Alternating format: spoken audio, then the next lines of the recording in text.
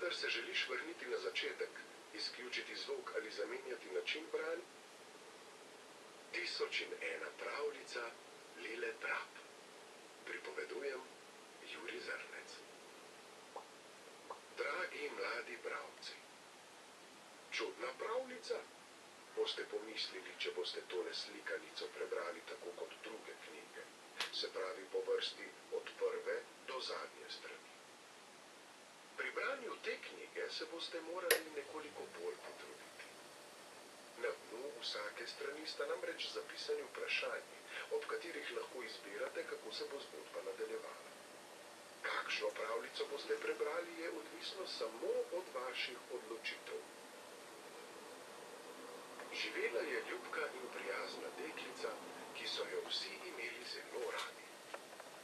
Bila je še majhna, a svoji mami je bila v veliko pomoč. Rada je postorila to in ono po hiši in vse, kar je mama naročila, je opravila hitro in z največjo skrbjo. Nekega dne je mama v košarico naložila nekaj hrane in pijače in deklici naročila, naj jo odnese bolni babici, ki je živela v hišici sredi gozda.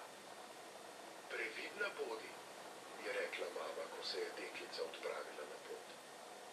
Prvikrat greš sama skozi gozd k babici, zato pazi, da ne skreneš s poti in ne govori z neznanci.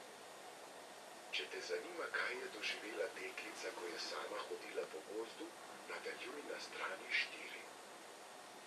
Te pravljice o pridnih deklicah ne zanimajo? Imaš raje pravljice o nagajivih dečkih? Pojdi na stran 2.